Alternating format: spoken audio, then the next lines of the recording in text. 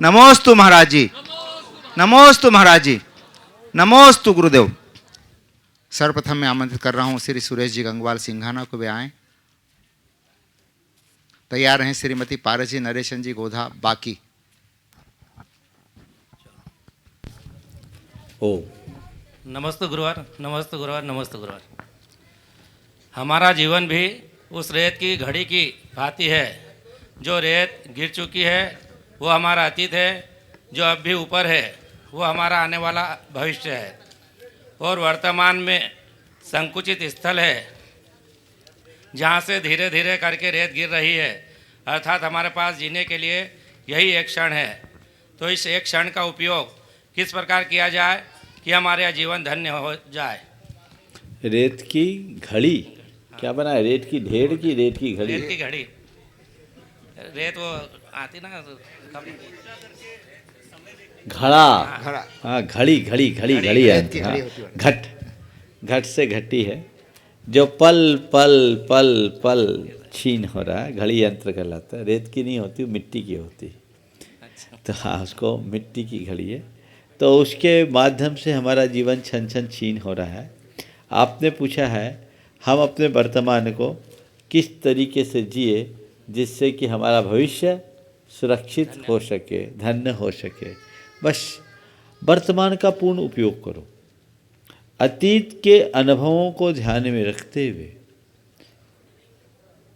अगर हम भविष्य के सुंदर संकल्प के साथ वर्तमान का उपयोग करते हैं तो हमारा भविष्य निश्चयतः उज्जवल होगा। वस्तुतः हमारे पास करने के लिए केवल वर्तमान है, और यदि हम वर्तमान के प्रति जागरूक होंगे तभी वर्तमान का सही उपयोग करेंगे। तो उपस्थित क्षण का हम सदुपयोग करें, एक क्षण भी आलस्य और प्रमाद में न बिताएं, व्यर्थ के कामों में न लगें। हमारा लक्ष्य हो और हर क्षण को लक्ष्य से अनुबंधित करके चले तो निश्चयतः जीवन में सफलता मिलेगी। नमस्ते गुरुवार, नमस्ते। श्रीमती पारस जी गोधा बाकी। तैयार रहेंगी श्रीमती मंजुलता जी गंगवाल सिंघाना। परम आराध्य गुरुवर के चरणों में शत शत नमोस्तु नमोस्तु नमोस्तु। गुरुवर, आचार्य श्री के साथ में आपका कोई ऐसा संस्मरण सुनाइए जिसको याद करते से ही आपका रोम रोम पुलकित हो जाता है और चेहरे पर मीठी मीठी मुस्कान छा जाती हो, और उसे सुनकर हम श्रावक भी धन्य हो जाएंगे। सदैव मुस्कान रहती है। गुरुदेव के साथ तो इतने सारे प्रसंग हैं, और सारे प्रसंग चित्त को अभिभूत करने वाले हैं, जीवन को बदलने वाले हैं। आपने पूछा है गुरुदेव के साथ का ऐसा कोई प्रसंग बताएं जिससे आपका रोम रोम हर्षित हो जाए और हम सबको कोई अच्छी प्रेरणा मिले। अगर मैं सुनाना शुरू करूं तो एक के बाद एक के बाद एक के बाद एक झड़ी लग जाएगी, पर बिना प्रसंग के सुनाने का औचित्य मुझे प्रतीत नहीं होता। लेकिन एक संस्मरण जो गुरु की व्यापक दृष्टि को दर्शाती है वो मैं ज़रूर आपको बताना चाहूँगा। जब मैं क्षुल्लक था, मैं जब तक संघ में रहा गुरु चरणों में ही विश्राम किया करता था, रोज़ उनकी वैयावृत्ति करता था। किसी दिन यदि मैं किसी वजह से जल्दी लेट गया, झपकी आ गई और गुरुदेव देर से सामायिक से उठे, तो मैं बाद में उठ करके आधी रात में उनकी सेवा करता था। उसके बिना मुझे नींद नहीं आती थी। गुरु की दृष्टि देखो क्या होती। उन्होंने एक दिन मुझे बुलाया और कहा, देखो गुरु के प्रति भक्ति होना चाहिए, मोह नहीं। भक्ति रखो, मोह नहीं, ये तुम्हारे लिए दुखदाई होगी। तो मुझे लगा कि गुरु की भूमिका कितनी ऊंची होती है, जो शिष्य के जीवन के निर्माण के लिए पूरी तरह तत्पर होते हैं। और आज मुझे लगता है अगर गुरुदेव ने मुझे उस समय ऐसा राह नहीं दिखाया होता तो शायद मैं भी कहीं उलझ गया होता। तो गुरुओं की प्रेरणा बहुत बड़ी होती है, हमारे जीवन के बदलाव का कारण बनती है। हम उनसे प्रेरणा लें और अपने जीवन को उसी अनुरूप परिवर्तित करें। नमस्ते नमस्ते। श्रीमती मंजुलता जी गंगवाल सिंघाना। तैयार रहेंगी श्रीमती निधि दोषी बड़वानी। नमोस्तु गुरुदेव, नमोस्तु नमोस्तु। मेरी जिज्ञासा है गुरुदेव कि आपको आचार्य श्री विद्यासागर जी से मिलने की कैसे इच्छा हुई? मिलने से कैसे इच्छा हुई? मिलने से प्रश्न को फिर से संघ पढ़िए में आप। जाने की कैसे इच्छा हुई? संघ में जाने की कैसी इच्छा हुई? उनको देखा तो मुझे लगा इनसे अच्छा रास्ता नहीं और इनसे अच्छा जीवन नहीं। अगर कुछ करना है तो इन्हीं के पीछे लग जाओ, अपना काम अपने आप हो जाएगा। श्रीमती निधि दोषी बड़वानी हम तैयार रहेंगी। ब्रह्मचारिणी बहन ममता जी सोनगिर, महाराष्ट्र। नमोस्तु महाराज जी, नमोस्तु नमोस्तु नमोस्तु। हे गुरुवर, मनुष्य की प्रबल दुर्बलता है कि वह अपनों से अपेक्षा और उपेक्षा का भाव रखता है। दोनों ऐसे ही घातक भावनाएं हैं कि जो मजबूत से मजबूत संबंधों को भी जड़ से हिलाकर रख देती है। तो गुरुवर, ऐसा क्या करें कि संबंधों में कमी ना आए? अपेक्षा और उपेक्षा दोनों चीज़ें हैं और जीवन में होगी, इससे बचा नहीं जा सकता। लेकिन हम अगर एक लाइन खींच करके चले तो इसमें हम बहुत अच्छे से बच सकते हैं। क्या? किसी से अपेक्षा रखें पर उस अपेक्षा की पूर्ति ना हो तो अपने आप को उपेक्षित महसूस ना करें। नंबर 1, हमने किसी से अपेक्षा रखी, जैसे अभी आपने सवाल किया, अपेक्षा से किया कि बिना अपेक्षा से? जवाब सबसे दीजिए। पहले तो आप आई अपेक्षा रख करके कि आज संघ का समाधान में मैं जा रही हूँ, मेरा नंबर आना चाहिए। और नंबर आना चाहिए तो मैं प्रश्न रखी हूँ, महाराज जी मेरे प्रश्न का सही उत्तर दें, थोड़ा लंबा उत्तर दे, ये भी अपेक्षा होगी। नहीं महाराज जी, ऐसा तो नहीं सुना। सही उत्तर दे, मुझे संतुष्ट करे, कुछ ना कुछ तो अपेक्षा होगी। सपोज अगर आपके सवाल को मैं टाल दिया होता और ये कहता कि एक दिन पहले ये सवाल आया है, तो शायद आपके चेहरे का रंग एक पल के लिए दुख होता। सही है। होता ना? हाँ। पर उतना दुख नहीं होता जितना किसी और के पास आप अपेक्षा लेकर के जाते और मिल जाते। आप यही सोचते कि ठीक है, हमको पता करके प्रश्न करना चाहिए, है ना? यहाँ आपकी अपेक्षा की पूर्ति हुई, प्रसन्नता है। पर कदाचित अपेक्षा की पूर्ति न हो तो उतनी खिन्नता नहीं है, क्योंकि यहाँ अपेक्षा के साथ एक दूसरे प्रकार की भावना जुड़ी हुई है। लेकिन आम जीवन में हम किसी के प्रति कोई अपेक्षा रखते हैं तो वो अपेक्षा कुछ ज़रूरत से ज़्यादा हो जाती है। यदि उस अपेक्षा की पूर्ति नहीं होती तो हमारा मन दुखी हो जाता, अपने आप को उपेक्षित महसूस करने लगता है। तो इससे बचने का ये रास्ता है कि आप अपेक्षा रखिए, पर अपेक्षा की पूर्ति न हो तो अपने आप को उपेक्षित महसूस करना बंद करें। नंबर 1, कोई दूसरा हमसे अपेक्षा रखे तो उसकी कभी उपेक्षा न करें। यथासंभव उसकी अपेक्षा की पूर्ति करें। ये सही है कि सारी दुनिया की अपेक्षाओं की पूर्ति कोई नहीं कर सकता, लेकिन वो मेरे पास कोई अपेक्षा लेकर आया है तो जितना मैं उसे कर सकता हूं उतना करूं। और यदि करने की स्थिति नहीं है तो अत्यंत विनम्रता से अपनी स्थिति को स्पष्ट कर दें। जीवन व्यवस्थित बना रहेगा, दोनों तरफ दुविधाएं हावी नहीं हो। नमोस्तु। ब्रह्मचारिणी बहन ममता दीदी एवं तैयार रहेंगे श्रीमती दीपिका जी जैन सिंघाना। नमोस्तु महाराज जी। महाराज जी, कल और आज आपके साथ वंदना करके बहुत आनंद हुआ। आज जब आपके साथ ऊपर माला फेर रहे थे तो ऐसा भाव आया कि आपके साक्षात समूह शरण में हम जितने भी साथ में बैठे हैं वो शाही सम्यक तो प्राप्त कर आपके गंधर्व बने। क्या ये प्रशस्त राग है या निदान है? क्या ऐसी भावना करने से कुछ बंधा होगा महाराज जी पाप का? देखो, पाप तो नहीं बनता है, प्रशस्त भाव है। पर मैं तो कहता सपने ही देखने तो ज़्यादा बड़े देखो। गणधर और समोसरण तक क्यों अटक गई? ये सोचते कि हम लोग सब सिद्ध शिला में एक साथ विराजमान है और आगे हो जाते, झंझट ही मिट जाता। चलिए, महाराज जी के चरणों में 3 बार नमस्तु नमोस्तु नमोस्तु। महाराज जी, संस्कृति से संस्कार आगे बढ़ते हैं या संस्कार से संस्कृति बढ़ती है? समाधान। देखिए, संस्कृति संस्कार को पुष्ट करती है और संस्कार संस्कृति को प्रवाहित करते हैं। दोनों चीज़ें एक दूसरे से पूरक हैं। जब तक संस्कृति है तब तक संस्कार है, और जब तक संस्कार है तब तक संस्कृति है। दोनों को साथ साथ ले करके चलना चाहिए। बिना संस्कृति के संस्कार नहीं टिकेंगे और बिना संस्कार के संस्कृति नहीं। इसे अगर हम समझें तो फूल और उसके सुगंध से जोड़ सकते हैं। फूल हमारी संस्कृति है तो उसकी खुशबू हमारे संस्कार।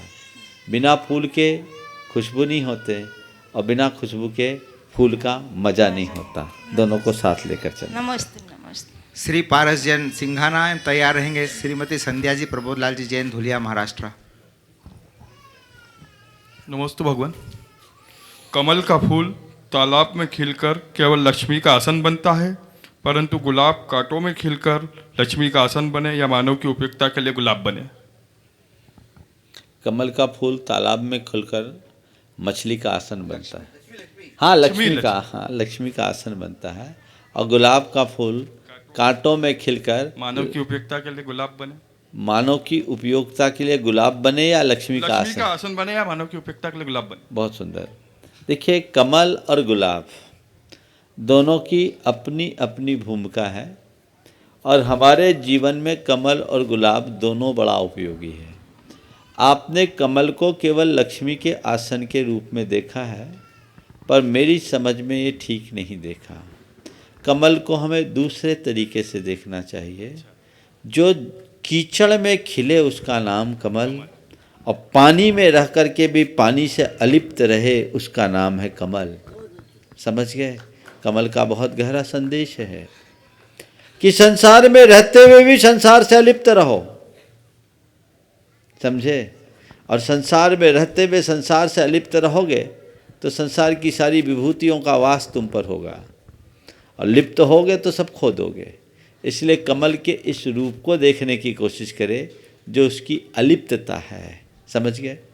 और गुलाब हमारे लिए बहुत बड़ी प्रेरणा है, जो कांटों के मध्य भी खिला रहता है। उसका संदेश है, जीवन में चाहे कैसी भी प्रतिकूलताएं क्यों ना आए, हर पल प्रसन्न बने रहो, कमल गुलाब की तरह खिले रहो। तो अलिप्तता और प्रसन्नता, यदि ये दोनों चीज़ें हमारे जीवन में आ जाए तो अनासक्ति और आनंद का हम हर पल अनुभव करेंगे और जीवन का सच्चा रस लेने में समर्थ होंगे। श्रीमती संध्या जी धुलिया महाराष्ट्र तैयार रहेंगे। मास्टर जितांश गंगवाल सिंघाना। नमोस्तु महाराज जी, नमोस्तु नमोस्तु। महाराज जी, एक वाले ने जंगल में किसी महाराज जी को शास्त्र भेंट दिया, तो वो वाला आचार्य कुंद जैसा महान आचार्य बन गया। और आजकल महाराज जी इतने शास्त्र किताबें इतनी छपी जा रही और बांटी जा रही, तो लोग लेते हैं और मंदिर में रख देते हैं महाराज जी। तो मंदिर के ब्लैक बोर्ड पर लिखना पड़ता है कि घर की छोटी बड़े किताबें मंदिर में लाकर मत रखो। इसका क्या और है? देखिए, शास्त्र की अपनी उपयोगिता है, पर शास्त्र की उपयोगिता तभी है जब हम शास्त्र का शास्त्रानुरूप उपयोग करें। आचार्य कुंद के संदर्भ की जो कथा है वो उस युग की बात है जब शास्त्रों का प्रकाशन नहीं होता था, और उस ग्वाले ने मुनिराज को वो ग्रंथ कितनी भक्ति और श्रद्धा से दिया, और मुनिराज के लिए वो कितना उपयोगी ग्रंथ था, दुर्लभ ग्रंथ था। पूरे जंगल में सब पेड़ सूखे, एक ही पेड़ हरा था, उसमें ये ग्रंथ रखा था, उसका प्रभाव था। और मुनिराज ने उस ग्रंथ के अध्ययन करके अपने जीवन का कल्याण किया। उसके फलस्वरूप वो ग्वाला कुंद बना। आज के समय में शास्त्रों का प्रकाशन है, और शास्त्र के प्रकाशन को शास्त्रों के अनुसार महान पुण्य का कारण तो बताया है, लेकिन अति नहीं होनी चाहिए। आज इतनी पुस्तकें छप रही है, लोगों को रखने की जगह नहीं है, पढ़ने की फुर्सत नहीं है, तो ये उचित नहीं है। मैं आप सबसे कहता हूँ, कभी भी पुस्तकें मुफ्त में नहीं देनी चाहिए। जो पढ़े उसे दो, और लोग पढ़ लिख के ले तो जाते हैं, अगर उपयोगिता नहीं रहती तो मंदिर में रख देते हैं। ये व्यवस्था ठीक नहीं। जिनवानी या कोई भी ग्रंथ, खासकर पत्र पत्रिकाओं के साथ ये बड़ी होती है, लोग मंदिर में रख देते हैं। ये व्यवस्था ठीक नहीं। या तो आप पत्र पत्रिकाएँ मंगाना बंद कर दीजिए, और मंगाते हैं तो उसे घर में सहेज कर रखिए। आज के संदर्भ में अगर देखा जाए तो डिजिटल सब सिस्टम होता जा रहा है, तो हमें उन्हीं को ही हार्ड कॉपी के रूप में प्रकाशित करना चाहिए, जो हमारे लिए ज़्यादा उपयोग होती हैं, और बाकी नहीं। कुछ जगह तो बहुत गड़बड़ होता है, लोग रद्दी में बेचने लगे। रद्दी में बेचना ठीक नहीं। मेरे पास जब मैं जबलपुर में था तो लोगों ने जैनेन सिद्धांत कोश के 4 भाग रद्दी वालों के यहाँ से ला कर दिया। तिलोय पन्नत्ती जैसे ग्रंथ रद्दी की दुकान से मेरे पास आए। सोचिए जिनवानी का कितना बड़ा अपमान है, कितना बड़ा पाप है। आजकल कुछ व्यवस्थाएं भाई लोगों ने बना रखी है। अगर आपके घर में पत्र पत्रिका है या जिनवानी अत्यंत जीर्ण शीर्ण हो गई, उसका उपयोग नहीं है, तो मंदिर में देने की जगह उनकी रिसाइकलिंग की व्यवस्था करें। अभी ब्रह्मचारी जिनेश मलैया कुछ दिन पहले मेरे पास आए थे। वो कह के गए कि महाराज जी हमने पंचबाल यति मंदिर में ये व्यवस्था चालू कर दी है। तो इंदौर के पंचबाल यति मंदिर से संपर्क कीजिए, उन तक आप अपनी पुस्तकें भेज दीजिए व्यवस्था से, विनयपूर्वक। वे उसे पुनः गलाकर रिसाइकलिंग करके दूसरा कागज़ बना लेते हैं और उसका उपयोग करते हैं। तो इससे हम एक प्रकार की अभिनय से बच सकेंगे। हो गया? और ही सवाल पूछो जल्दी से। नमस्ते महाराज जी। महाराज जी बहुत से पुरातन मंदिरों में, तीर्थ में शांतिनाथ, कुंतनाथ, औरनाथ भगवान की प्रतिमाएं खड़गासन मिलती है। और शांतिनाथ भगवान की प्रतिमा की ऊंचाई से आधी ऊंचाई कुंतनाथ औरनाथ भगवान की होती है। और मंदिर में, मंदिर के लेवल से ये प्रतिमाएं नीचे होती है, ऐसा क्यों? एक्चुअल में ये उस काल में बनाई गई प्रतिमाएं हैं जिस काल में द्वार छोटा बनाया जाता था। और द्वार छोटा बनाया जाता था तो प्रतिमा के विहक के अनुसार उसको थोड़ा नीचे रखना पड़ता था। उसके पीछे की एक वजह, वास्तुशास्त्र के अनुसार छोटे द्वार कभी उचित नहीं है। मंदिर के द्वार मान का शास्त्रों में विधान है, लेकिन फिर भी ऐसा क्यों किया? तो ऐसा किसी परिस्थिति वश किया। उसके पीछे का एक बड़ा कारण मुझे समझ में आता, वो ये है कि जब मूर्ति भंजकों का टोला आता था तो वे लोग होते थे जो प्रतिमा को नमस्कार नहीं करते थे, झुकते नहीं थे। तो लोगों ने गेट इतना छोटा बना दिया कि बिना झुके कोई अंदर जा ही नहीं सके। तो जब वो जाते कि अंदर जाने के लिए झुकना पड़ेगा तो बाहर से ही लौट जाते, हमारे सारे धरोहर सुरक्षित हो गए। थुबोंजी में जाकर देखो ऐसी सारी मंदिर हैं, 5-5, 7-7 फीट नीचे उतरना पड़ता है तब आप दर्शन कर पाते हैं। तो शायद ऐसा कोई कारण होगा, इस वजह से ऐसा हुआ। पर सामान्य विधानानुसार प्रतिमा हमारे नाभि से ऊपर होनी चाहिए। पद्मासन प्रतिमा की बेदी तो नाभि से ऊपर ही होती है। खड़गासन प्रतिमा में भी हमारे भगवान हमसे ऊपर होने चाहिए, उसका पवासन ऊंचा होता है। मास्टर जीतांश गंगवाल सिंघाना तैयार रहेंगे। स्मिता जी जैन सुसारी। गुरुदेव के चरण में 3 बार नमोस्तु नमोस्तु नमोस्तु। गुरुदेव मेरा प्रश्न ये है कि शिखर जी की भावपूर्वक 1 बार पैदल वंदना करना अच्छा है या 3 बार डोली से वंदना करना अच्छा है? देखो तुम जैसे लोगों को तो ये सवाल ही नहीं करना चाहिए। तुम तो कहो महाराज ऐसा आशीर्वाद दो कि 1 बार नहीं 108 बार अपनी ज़िंदगी में पैदल वंदना कर सके। समझ गया? ठीक है ना? जिनको अभी पाँव में बल है वे शिखर जी की वंदना जरूर कर ले। कहीं ऐसा ना हो कि कल तुम अशक्त हो जाओ और डोली पर लद करके तुमको वंदना करने का अवसर आए। हाँ, न करने की अपेक्षा डोली में वंदना कर लेना बुरा नहीं है, लेकिन जब तक समर्थ हो कर लो। 35 के पहले जो वंदना का मजा हो 35 के बाद नहीं। तो जितने 35 के नीचे वाले वंदना करना शुरू कर दो और कोशिश करो हर साल हम एक वंदना करें तो अलग आनंद आएगा। नमोस्तु गुरुदेव। स्मिता जी जैन सुसारी तैयार रहेंगे। श्री दर्शन जैन सुसारी से। नमोस्तु महाराज श्री। महाराज श्री, किसी भी व्यक्ति में कोई भी कार्य करने की योग्यता होती है, लेकिन वह अपने संकोची स्वभाव के कारण उस कार्य को आगे नहीं कर पाता है या आगे नहीं आ पाता है। तो मेरा प्रश्न ये है कि अपना संकोची स्वभाव को दूर करने का क्या उपाय है? देखिए, संकोच कई लोगों की एक दुर्बलता है, आदत सी बन जाती है। हर मामले में संकोच होते हैं और संकोच करने का फिर परिणाम यह आता है कि जो उन्हें करना है वो कर नहीं पाते हैं और उनकी प्रतिभा का सही उपयोग नहीं होता।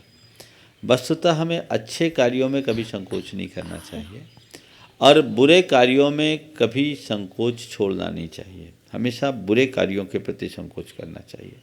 आपने पूछा है संकोच से कैसे बचें। हमेशा अपने साथ ऐसे लोगों के संपर्क में रखें जो आपको अच्छे से मोटिवेट करे, आपको उत्प्रेरित करे, और जब कभी भी आपका संकोच हो तो उस संकोच को दूर करें। पहला तो किसी ऐसे व्यक्ति का जो आपको प्रोत्साहित करेगा। थोड़ी झिझक होगी, संकोच होगी, लेकिन दूसरा थोड़ा सा उकसा देता है तो धीरे धीरे मन खुल जाता है, पहली बात। दूसरी बात, मन में जब भी कोई अच्छा मौका आए, एक संकल्प लो कि ये कार्य मुझे करना है। जब संकल्प मनुष्य ग्रहण कर लेता है तो संकोच फिर बाधक नहीं बनता, उसका वो संकोच छूट जाता है और संकोच छोड़ करके वो व्यक्ति आगे आ सकता है। तीसरी बात, हमेशा हम महापुरुषों के जीवन चरित्र को पढ़ें जिनने अपने जीवन में आई हुई चुनौतियों का सामना किया और ऊंचाइयों को छुआ।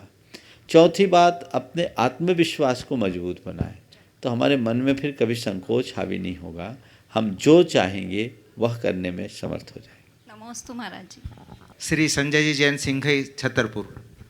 नमोस्तु महाराज जी, मेरा प्रश्न ये है कि झूठ हमेशा सफ़ेद ही क्यों होता है, लाल पीला काला नीला क्यों नहीं होता? बहुत अच्छा सवाल। झूठ हमेशा सफ़ेद ही क्यों होता है, लाल पीला काला क्यों नहीं होता? मालूम झूठ कहते किसको है? काले को सफ़ेद बनाने की चेष्टा का नाम ही तो झूठ है। समझ में आया क्या? काले को सफ़ेद बनाने की कोशिश का नाम झूठ है। काला को काला रखना सत्य और काला को सफ़ेद बनाने की कोशिश करना झूठ, इसलिए कहलाता है सफ़ेद झूठ। नमस्ते। श्री संजय जी जैन सिंघई छतरपुर। तैयार रहेंगे श्री प्रवीण कुमार जी साहब कोठारी निसरपुर। गुरुदेव के चरणों में त्रैवार नमोस्तु नमोस्तु नमोस्तु गुरुदेव। गुरुदेव, मेरे पिताजी बोलने लगते थे, एक कहावत बताते थे, बोले पंडित वैद्य चतेवरी हल्का राजब कब, इन सबको नरक विशेष है, हम तुमको जब कब। तो ये कविता कहाँ तक चरितार्थ है? एक पंडितों को लेकर के कई प्रकार की उक्ति समय समय पर चलती आई है। वस्तुतः ऐसा इसलिए कहा गया क्योंकि एक समय था जब पंडित वर्ग उपदेश तो लोगों को देता था पर आचरण नहीं करता था। तो जो अपने ज्ञान का व्यवसाय करता है वो कभी कल्याण नहीं कर सकता। ज्ञान को कल्याण के लिए लगाना चाहिए, व्यवसाय के लिए नहीं। और इसी से सावधान करने के लिए इस तरह की उक्ति चरितार्थ हुई। हालांकि पंडित होना बुरा नहीं, समाज में पंडितों की आवश्यकता है और पंडितों का महनीय योगदान है। आज हमारी संस्कृति आगे बढ़ी है, उसमें पंडितों का बहुत बड़ा स्थान है। वर्तमान में हमारे जितने भी ग्रंथ संपादित होकर के प्रकाशित हुए हैं वो मुनियों के द्वारा नहीं, पंडितों के द्वारा हुआ है और पंडितों के द्वारा ही हुए हैं और पंडितों के कारण ही हुए। तो ये पंडितों का बहुत बड़ा योगदान है, इसलिए उसे हमें भुलाना नहीं चाहिए। पर पंडितों को शास्त्र जीवी नहीं होना चाहिए, शास्त्र धर्मी होना चाहिए। वो शास्त्र धर्मी बन करके अपना जीवन जिए, शास्त्र जीवी न बने। और समाज को चाहिए कि अगर हमारे समाज में कोई पंडित है तो हम उनका पूर्ण लाभ लें और उनकी जीविका और भरण पोषण का पूरा उपयोग करें, पूरा सहयोग करें उनमें और उनका मान सम्मान रखें। श्री प्रवीण कुमार जी कोठारी निसरपुर। तैयार रहेंगी श्रीमती सुनीता जी जैन बड़वानी। पूज्य गुरुदेव के चरणों में नमोस्तु नमोस्तु नमोस्तु। गुरुदेव, दिगंबर समाज एवं श्वेतंबर समाज दोनों संप्रदाय अलग अलग कब बने, कुछ इतिहास पर प्रकाश डालें। देखिए, पूरा प्रकाश डालूंगा तो बहुत समय निकल जाएगा, संक्षेप में बताता हूँ। दो हैं तो निश्चित कोई ना कोई कारण होगा। भगवान महावीर के निर्वाण के बाद हमारे 3 केवली भगवान हुए और 5 शुद्ध केवली भगवान। इनका पूरा काल 160 वर्ष का हुआ। इसमें पूरा संघ अविभक्त रहा। अंतिम शुद्ध केवली आचार्य भद्रबाहु के काल में पूरे के पूरे उत्तर भारत में भयानक दुष्काल पड़ा। आचार्य भद्रबाहु ने अपने दिव्य ज्ञान से जाने लिया था कि इस दुष्काल का निवारण असंभव है और इस दुष्काल में हम अपनी चर्या का अनुपालन नहीं कर सकेंगे। तो उन्होंने पूरे श्रमण संघ को आदेश दिया कि हम सब इस उपसर्ग की स्थिति को देखते हुए दक्षिण भारत की ओर विहार करें। उन दिनों दक्षिण भारत में भी पर्याप्त संख्या में जैन थे और पूरा श्रमण संघ आचार्य भद्रबाहु के आदेशानुसार दक्षिण भारत की ओर विहार करना शुरू कर दिया। सम्राट चंद्रगुप्त भी आचार्य भद्रबाहु के साथ दक्षिण भारत की ओर गया, पर जब आचार्य का ऐसा आदेश हुआ तो यहाँ के श्रावकों में खलबली मच गई कि महाराज आप लोग चले जाओगे तो हमारा क्या होगा। आचार्य भद्रबाहु ने कहा 12 वर्ष का दुर्भिक्ष होना है। बोले महाराज 12 क्या, हमारे कोठारों में इतना अनाज भरा है कि 24 वर्ष के अकाल में भी हमें कोई दिक्कत नहीं होगी। कहते हैं एक मुनि जिनका नाम स्थूलभद्र पड़ा, उनके नेतृत्व में कुछ साधु संघ इधर रह गया। कुछ दिन तक तो खूब ठीक चला, लेकिन कालांतर में चर्या में बाधा आने लगी। आज दिगंबर साधु जिस तरह से चर्या करता, अकाल में कहाँ होगा। लोग तो लोगों का खाया हुआ अन्न निकाल करके खाने लगे। तो फिर धीरे धीरे धीरे धीरे एक प्रवृत्ति बनी, रात्रि में आकर आहार ले जाओ और दिन में खा लो।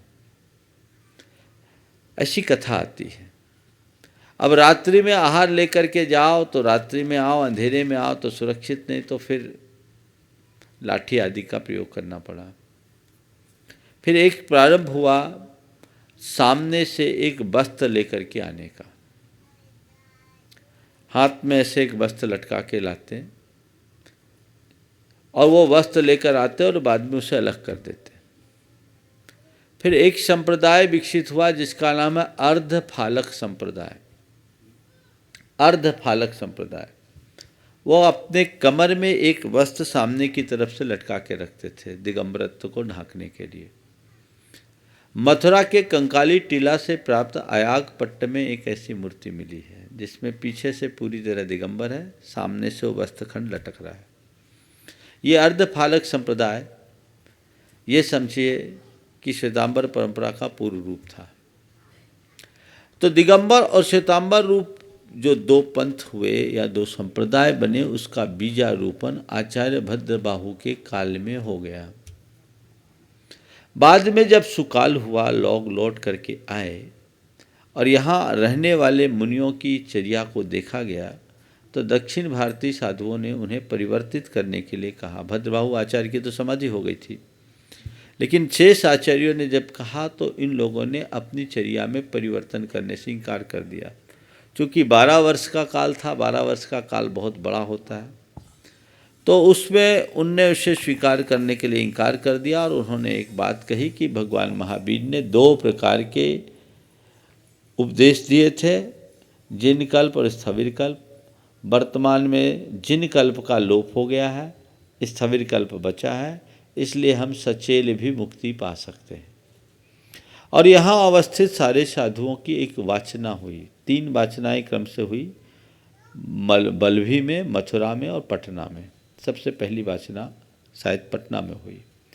तो वहाँ सारे साधु एकत्रित हुए, उनको जो जो स्मृति में थी उसके आधार पर उन्होंने द्वादशांग की रचना की और द्वादशांग के रचना के क्रम में ये सचेल मुक्ति की स्थापना हो गई और उसमें स्त्री मुक्ति आदि की बातें जुड़ गई। दिगंबर परंपरा में ये सब मान्य नहीं हुआ और इस तरह से दिगंबर और श्वेतांबर परंपरा का विभाजन हुआ। आचार्य हरिभद्र सूरी के संबोध प्रकरण के हिसाब से ऐसा लगता है कि 6वीं 7वीं शताब्दी तक जिन्हें आज हम श्वेतांबर साधु के रूप में देखते हैं, वे भी सकारण ही वस्त्र पहनते थे, क्योंकि उन्होंने अपने संबोध प्रकरण में ऐसा लिखा है कि जो बिना कारण के वस्त्र आदि पहनते हैं वो क्लीब है। क्लीब का अर्थ समझते हैं? क्लीब का अर्थ होता है नपुंसक। उन्होंने उसे असाधु या कुसाधु शब्द का प्रयोग किया।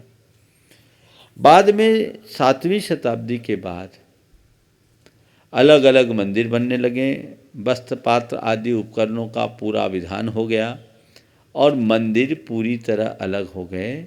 6वीं 7वीं शताब्दी तक के मंदिर, चाहे दिगंबरों के हों या श्वेतांबरों के, सब मूर्तियां दिगंबर होती थी। बाद में जो मंदिर बने उनमें आपके मुकुट का छोटा आदि जुड़ने लगे। तो ये इस तरह का एक इतिहास है। बहुत सारी विवेचनाएं हुई, संक्षेप में है। अब हम इतिहास में न जाएं, भविष्य को देखें। अब समय कुछ दूसरा आ गया, बटकर हमने खूब जी लिया, अब मिल करके जीने का आनंद लेना चाहिए। जो जिसकी परिपाटी है वो उसे देखे, लेकिन मैं हमेशा कहता हूँ, मैं दिगंबर श्वेतांबर तेरापंथी स्थानकवासी जो कुछ भी हूँ, अपने मंदिर और उसकी उपाश्रय के भीतर हूँ। बाहर आने के बाद तो हम केवल जैन हैं। ये मंत्र लेकर के चलने की ज़रूरत है। इन सब बातों को हवा देने से हमें भयंकर नुकसान हो रहा है। आज भी लोग पंथवाद को बहुत तेज़ी से फैला रहे हैं और वो समाज का बहुत बड़ा नुकसान कर रहे हैं। हमें बहुत तटस्थ भाव से रहना चाहिए और अपने भीतर थोड़ी उदारता और सहिष्णुता को विकसित करनी चाहिए, तभी हम अपना और समाज का कल्याण कर सकेंगे। मुट्ठी भर जैन बचे हैं, यदि इन्हीं बातों में उलझ कर रहेंगे तो मुझे लगता है समाज का भविष्य अच्छा नहीं है। नमस्ते। श्रीमती सुनीता जी जैन बड़वानी तैयार रहेंगे। श्री मोहित जी काला, मणिपुर, इम्फाल। नमोस्तु गुरुवर, नमोस्तु त्रैवार, नमोस्तु। महाराज जी, अभी वर्तमान में जैसे मार्केटिंग का और पैकिंग का बहुत ज़्यादा टाइम चल रहा है, ज़बरदस्त मतलब पैकिंग चलती है, तो लोग बाहरी सुविधाओं में बाहर की सुंदरता अधिक देखते हैं, लेकिन अंदर क्या माल है उसमें नहीं देखते। वैसे ही गुरुवर, हम लोग भी बाहर की चीज़ों से ज़्यादा अट्रैक्ट होते हैं, अंतरंग में बिल्कुल भी नहीं देख पाते। उसके लिए हमें क्या प्रयास करना चाहिए? बस यही तो कमजोरी है। जो बाहर की चीज़ों से अट्रैक्ट होता है वो बाहर ही रह जाता है, और जो भीतर की चीज़ों को पकड़ता है वो उसका आनंद ले पाता है। हमें बाहर की चीज़ों से ज़्यादा प्रभावित नहीं होना चाहिए, अंदर की सच्चाई को समझना चाहिए। बहुत पहले ये पंक्तियाँ लिखी गई है और लोगों ने गाया है, फिसलो मत यारो ऊपर की सफाई पर, फिसलो मत यारो ऊपर की सफाई पर, बर्क चांदी का चढ़ा है गोबर की मिठाई पर। समझ गए? तो पैकेजिंग मत देखिए, प्रोडक्ट को देखने की कोशिश कीजिए, और वो तभी संभव होगा जब हम अपनी गुडविल अच्छी रखें। देखिए, मार्केटिंग और ब्रांडिंग के इस युग में भी आज भी मुझे एक बार एक व्यक्ति ने आज से करीब 7-8 वर्ष पहले बहुत अच्छी बात कही। बोले, महाराज जी, आज भी बोरोलिन का वही पैकेट मिलता है, वही हरे रंग का, कोई परिवर्तन नहीं है ना। कहाँ है पैकेजिंग, कहाँ है ब्रांडिंग? जो मूल है वो मूल होता है। समझ गए? कितने सारे निकल गए होंगे उसके बाद, तो कई तरह के ब्रांड, पर बोरोलिन आज भी चलती है। बोलते हैं कोई ऐड की भी जरूरत नहीं है। तो जो सही होता है वो सही होता है, तो हम सही को समझे, बाकी ब्रांड के चक्कर में मत पड़ो, कब बैंड बन जाए पता नहीं। देखो, ब्रांडिंग की बात करता हूँ। एक आदमी मरा सपने में, नहीं तो कहोगे महाराज क्या, उसका हिसाब किताब देखा गया, स्वर्ग नरक का हिसाब किताब बराबर था, पुण्य पाप का बराबर था। तो उससे पूछा गया, भैया तुम स्वर्ग में रहना पसंद करोगे कि नरक में? तो चौंक गया, बोला ठीक, एक काम करो, तुम दोनों जगह घूमाओ। तो पहले वो स्वर्ग गया, देखा क्या, तो स्वर्ग में सब अपने अपने में मगन, कोई को किसी से कोई मतलब नहीं, कोई पूजा में, कोई भक्ति में, कोई ध्यान में, सब आनंद में जी रहे। बोले यार, यहाँ तो कोई मजा ही नहीं है। नरक चलते, नरक गया, तो जैसे ही नरक में प्रवेश किया, बड़ा तगड़ा रिसेप्शन हुआ। सबसे पहले उसको विस्की मिली, अंदर गया तो डिस्कोथेक चल रहा था। उसने कहा, अरे जिंदगी का असल मजा तो यही है, फालतू में पंडितों ने नरक को बदनाम कर रखा है।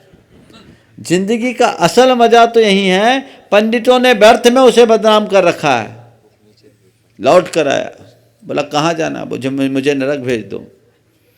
कहाँ जाना है? बोला मुझे नरक भेज दो। बोले भैया सोच लो। बोले देख लिया, कुछ नहीं रखा तुम्हारे स्वर्ग में। ठीक, उसको नरक शिफ्ट कर दिया गया, और जैसे ही नरक गया, वहां मार काट रौद्र रूप, घबरा उठा, ये क्या? नरक जाते ही देखता है यहाँ मार काट रौद्र रूप। पूछा भैया क्या मामला? अभी जो देख कर गया था वो नरक कुछ और था, ये नरक कुछ और है, मामला क्या है? अभी जो देख कर गया था वो नरक कुछ और था और ये नरक कुछ और है, मामला क्या है? उसने कहा जनाब वो नरक का विज्ञापन था, ये असली नरक है। समझ गए? चलिए। श्री मोहित जी काला मणिपुर तैयार रहेंगे। श्री राजेश जी पूनम जी जैन जमशेदपुर से हमारे बीच हैं। नमोस्तु महाराज श्री।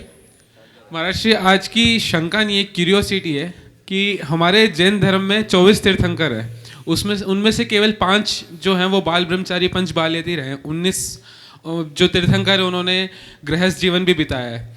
तो मेरी शंका जो है वो ये है कि आचार्य भगवान के जो संघ में जितने भी साधु हैं वो बाल ब्रह्मचारी ही हैं, वो किसी भी गृहस्थ को भी त्याग व्रत या दीक्षा नहीं देते हैं, ऐसा क्यों? ये सवाल उनसे पूछने का है, ये मुझसे पूछने का नहीं है। समझ गए नहीं? फिर भी पूछा है तो मैं अपना थोड़ा सा दिमाग लगाता हूँ। आचार्य श्री का कहना है कि ये पंचम काल है, हीन सत्य के लोग हैं। जो जवानी से साधु बनता है वो बूढ़ा होने के बाद भी जवान बना रहता है, और जो बुढ़ापे में साधु बनते हैं उनके अंदर की उम्रजन दुर्बलताएं दूर नहीं होती। तो उस वजह से वो जैसी साधना चाहते हैं वैसी साधना नहीं हो पाती। 50 वर्ष तक घर में हुक्म चलाने वाला व्यक्ति साधु बनेगा तो साधु बन करके भी हुक्म ही चलाएगा। क्यों बाबा? तो वो जो जीवन का मजा है, संघ की जो व्यवस्थाएं शायद प्रभावित होती हो, इसलिए गुरुदेव का अपना कुछ दृष्टिकोण होगा। हालांकि मैंने न तो कभी उनसे इस विषय में चर्चा की न दिमाग चलाया। नमोस्तु महाराज श्री। श्री राजेश जी पूनम जी जमशेदपुर तैयार रहेंगे। श्री राजेश जी अजमेरा बड़वानी। नमोस्तु गुरुदेव। नमोस्तु गुरुदेव। गुरुदेव, अनुयोग और वेद में क्या समानताएं और अंतर है? देखिए, अनुयोग 4 है, वेद भी 4 है, ये दोनों में समानता है। अब अनुयोग और वेद में अंतर आप पूछते हो तो वेद को अपौरुषेय कहा गया है और अनुयोग हमारे तीर्थंकरों के द्वारा प्रतिपादित है। ये दोनों में मूल अंतर है। दोनों के प्रतिपाद्य में भी काफ़ी कुछ अंतर है, ऐसा लेकर चलना चाहिए। पूनम जी। लक्ष्य। नमोस्तु गुरुदेव। मेरा प्रश्न ये है कि देशद्रोहियों के प्रति हमारे मन में द्वेष भावना आ जाती है, या फिर जैसे कोई और जैसे पाकिस्तानी घुसपैठी जो हमारे देश में आकर और हिंसा का कार्य करते हैं, उनके प्रति हमारे में बदले की भावना और द्वेष की भावना आ जाती है। तो क्या देश के मतलब इस भावना में सही है ये? देखिए, बात तो सही है, कायदे से तो वसुधैव कुटुंबकम की बात होनी चाहिए, लेकिन आप जिस देश में रह रहे हैं वहाँ के वासियों के प्रति थोड़ा सा अनुराग तो होता ही है।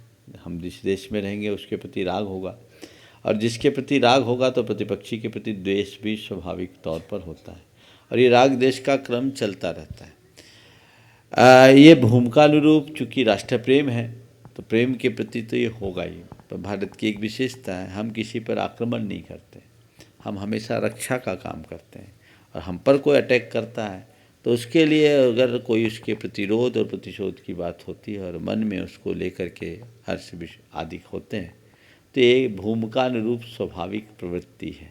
समझ गए? जब उच्च भूमिका में पहुंच जाए वसुधैव कुटुंबकम की, तब ये छूटेगा। अंजू जी गुड़गांव एवं तैयार रहेंगे। श्रीमती कविता जी अजमेरा मंदसौर। नमोस्तु महाराज जी। महाराज जी, आर्डर और ओम। महाराज जी नमोस्तु। महाराज जी, आर्डर और ओम, जब कोर्ट में हल्ला मचता है, मजिस्ट्रेट आर्डर आर्डर बोलते हैं तो साइलेंट हो जाते हैं, और धर्म सभा में थोड़ा सा हलचल होती है और आपकी दिव्य ध्वनि खिड़ती है ओम, ओंकार ध्वनि, और सब साइलेंट हो जाते हैं। तो ये महाराज जी वो अंग्रेजी का वो और ये हिंदी का वो। महाराज जी, आप महाराज हैं, चक्रवर्ती भी आपको महाराज बोलते हैं, राजाओं के राजा हैं आप, और सभी आपके सामने सिर झुकाते हैं। हमारे पुराणों में भी सब महाराज करके कह के संबोधित किया गया है, निर्ग्रंथ दिगंबर मुनिराज को। और आप जब हम लोगों को संबोधित करते हैं तो आप महानुभाव बोलते हैं। तो महाराज जी, यहाँ महाशब्द का जो है कि अनुभव भी जो है वो सारे हम गृहस्थी लोग, हमारे पास तो हमारे खुद के परिवार के ही अनुभव हैं।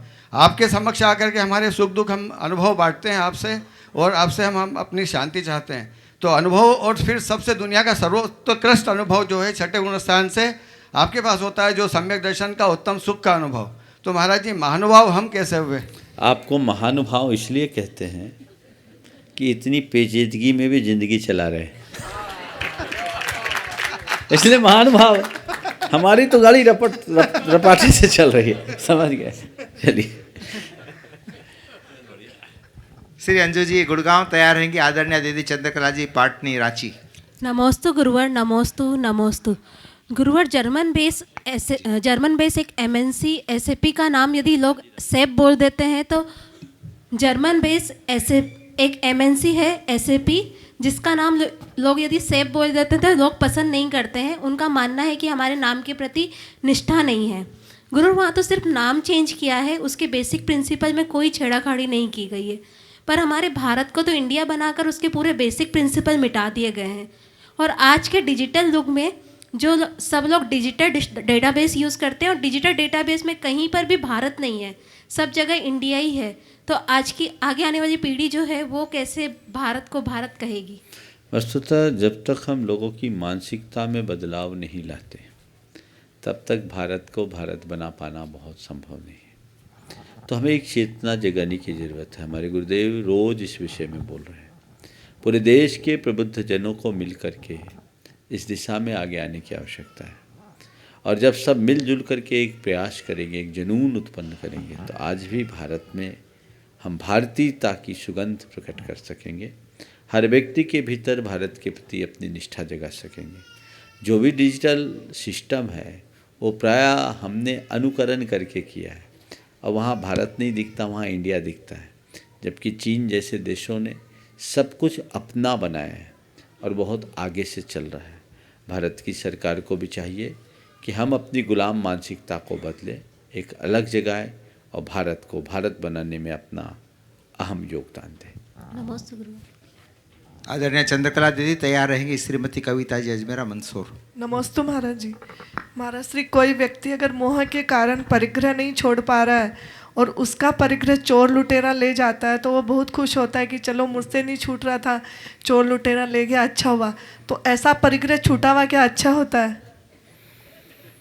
देखो, सुबह से रोज़ निर्वृत्त होने के लिए जाते हैं ना, शौच से फ्रेश होते हैं कि नहीं होते हैं? रोज़ का अनुभव है। शौच जाकर आते हैं तो फ्रेश होते हैं, और किसी दिन उल्टी हो जाए तो क्या होता है? जी मचलता है। हुआ ना? शौच में भी निकला और उल्टी में भी निकला। अंतर क्या हुआ? वहाँ हम छोड़ के आए, यहाँ छूटा है। समझ में आ गया? छोड़ के आए और वहाँ छूटा है। तो छोड़ कर आने का मतलब है फ्रेश होना, और छूटने का मतलब है उल्टी करना। तो ये उल्टी करने वालों की जिंदगी की राह कभी सीधी नहीं हो सकती। श्रीमती कविता जी अजमेरा मंसूर। आचार्य श्री के तैयार रहेंगे। चरणों श्री में अभिषेक बारंबार गंगवाल सिंघाना। नमोस्तु नमोस्तु नमोस्तु। आचार्य श्री, मेरा क्वेश्चन आचार्य श्री नहीं, महाराज श्री। महाराज श्री हाँ। सॉरी, महाराज श्री, आपसे मेरा क्वेश्चन धार्मिक से हट के थोड़ा सांसारिक जीवन पे, जिसका समाधान तकरीबन सभी को चाहिए। आचार्य श्री, अपने आत्मसम्मान से समझौता करके, अपने आत्मसम्मान से समझौता करके क्या हमें किसी भी रिश्ते को निभाना चाहिए या नहीं? सबसे पहली बात ये देखिए कि सम्मान हम किसके लिए रख रहे हैं। मेरी राय में अगर हम उस स्तर के मान में जी रहे हैं जहाँ हमारा रिश्ता खंडित हो रहा है, तो उस मान को खंडित कर देना चाहिए। समझ गए? जिसे हम आत्मसम्मान कहते हैं, कहीं वो अभिमान तो नहीं है, ये हमें टटोलना चाहिए। क्या हमारा अपमान हो रहा है या हम अपने आप को अपमानित महसूस कर रहे हैं? ये महसूस करना चाहिए। हमें सम्मान नहीं मिल रहा है या हमारा अपमान हो रहा है? प्रायः अभिमानी लोग सम्मान न मिलने को ही अपना अपमान मान लेते हैं, और यही जिंदगी भर रुलाता है। तो मैं तो अक्सर कहता हूँ, जिस अभिमान से हमारा संबंध टूटने लगे, उस अभिमान को छोड़ दो, संबंध को सुरक्षित रख लो। नमस्ते। श्री अभिषेक जी गंगवाल सिंघाना तैयार रहेंगी। श्रीमती मंजू जी बाकलीवाल मनावर। मेरा आराध्य गुरुवर के श्री चरणों में बारंबार नमोस्तु। सबके पास जीवित रहने का एक सीमित समय रहता है। कोई भी व्यक्ति अमर नहीं रहता। जलन और द्वेष के कारण हम जो समय अपने विकास और प्रगति में लगा सकते थे, वो समय हम उनके विषय में सोचने में लगाते हैं, जिससे हम ईर्ष्या करते हैं। किसी की प्रगति को देखकर हमारे मन में जलन व ईर्ष्या होती है। जलन की अग्नि शत्रु से अधिक स्वयं को जलाती है। तो गुरुवर, इस जलन की अग्नि में स्वयं को जलाकर अपने जीवन को धुआं बना देना कहाँ तक उचित है? जलन की अग्नि में स्वयं को जलाकर जीवन को धुआं बना देना कहाँ तक उचित है? धुआं ही नहीं बनता, अंत में तो राख बन जाता है। सर्वथा अनुचित है। वस्तुतः एक बात और समझने की है, अग्नि जलाई जाती है किसी और को जलाने के लिए, लेकिन जलता पहले वो है जिसमें वो लगी है। हमारे हृदय में जब भी ईर्ष्या की आग पनपती है, उसका पहला शिकार वह व्यक्ति बनता है जहाँ वो पनपी है। इसलिए हमें देखना चाहिए कि दिया सलाई जलाई हमने दूसरों के लिए, पर जलती दिया सलाई। तो हम अगर दिया सलाई का इस्तेमाल करें तो दीप जलाने के लिए करें, आग लगाने के लिए नहीं। एक भाव हमारे हृदय में होना चाहिए। हम यदि कभी किसी के प्रति कोई प्रतिभाव प्रकट करें तो उसकी प्रशंसा, प्रोत्साहन और सम्मान के लिए करें, ईर्ष्या, जलन और डाह के लिए न करें। अगर हमारे मुख से कभी किसी के गुणों की प्रशंसा होती है तो उससे हमें एक सकारात्मक प्रतिभाव मिलता है और हमारे मन में प्रसन्नता होती है, दोनों के मन में प्रसन्नता होती है। लेकिन हम किसी के प्रति कोई नकारात्मक प्रतिक्रिया करते हैं, ईर्ष्या और जलन प्रेरित, तो उसका प्रभाव उल्टा होता है और स्व पर दोनों को अशांति होती है। इसलिए इस चीज़ को समझना चाहिए। ईर्ष्या से उपरत होकर उदारता के रास्ते को अंगीकार करना चाहिए। नमस्ते गुरु। श्रीमती मंजू जी बाकलीवाल बनावर तैयार रहेंगी। श्रीमती रजनी अनिल जी जैन देहरादून। नमोस्तु नमोस्तु नमोस्तु महाराज जी। महाराज जी, मेरा क्वेश्चन ये है कि सुबह से लेकर शाम तक परिवार के बीच में बहुत सारी घटनाएं घटती है, वही चीज़ें रात को नींद में अपने को दिखती है, ऐसा क्यों महाराज जी? देखिए, नींद में वो चीज़ें हमें ज़्यादा दिखती है जो हमारे सब कॉन्शियस में पड़े रहते हैं। हमारे रुद्ध और अव्यक्त इच्छाएं स्वप्न में प्रकट होती है। तो जो चीज़ें प्रकट नहीं हो पाई, रुद्ध या अव्यक्त रूप होकर रह गई, वो निकल जाती, इसमें कोई दोष नहीं। इसके लिए क्या करें महाराज जी? कुछ नहीं, उसको सपना को सपना मान करके आगे रखो, आगे चलो। हाँ बोलो। श्रीमती रजनी जी अनिल जी जैन देहरादून तैयार रहेंगे। श्रीमती निधि जी गंगवाल सिंघाना दीजिए, यथाशीघ्र पहुँचाइए। हे गुरुवर, नमोस्तु नमोस्तु नमोस्तु। गुरुवर, मेरा प्रश्न इंदौर में बनेड़िया जी मंदिर को लेकर है। महाराज जी, मैं कल उस मंदिर का दर्शन करने गई, जिसे कहते हैं कि वो उड़कर आया हुआ है। लेकिन वहाँ जाके मैंने दर्शन किए तो मेरी आंखों से भी आंसू टपकने लगे और मेरे शरीर में वाइब्रेशन इतनी ज़्यादा हुई, बहुत ज़्यादा। तो इससे ऐसा क्यों हुआ होगा? बहुत अच्छा है। अगर भगवान के चरणों में जाकर के आंखों से आंसू आते हैं तो जिंदगी में कभी आंसू नहीं आएंगे, ऐसा आशीर्वाद मान करके चलना। नमस्ते। यह तो हर्ष की अभिव्यक्ति है। बानीम गदगद यन बपुः पुलकयन नेतद्वयन श्रावयन मूर्धानम नमयन करो मुकलयन चेतोपि निर्वापयन। हम जब भगवान के दर्शन करें तो बानी गदगद करो, बपु पुलकयन शरीर को पुलकित कर दो, कर मुखलित हो जाए, और नेतद्वयन श्रावयन तो हमारे दोनों आंखें बहे, ऐसी धार बहे वो हमारे जीवन के उद्धार का कारण हो। इस वाइब्रेशन में कोई हानि नहीं। ओम। श्रीमती निधि जी गंगवाल सिंघाना तैयार रहेंगी। श्रीमती रानू जी गंगवाल सिंघाना से। नमोस्तु गुरुवर। सबसे अधिक महत्वपूर्ण क्या है, जीवन या जो जीवन में पाया, यात्रा या यात्रा पूर्ण करने के बाद पाया गया लक्ष्य, कर्म या उसके फल, और यदि जीवन यात्रा है तो गुरुवर उसका लक्ष्य क्या होना चाहिए?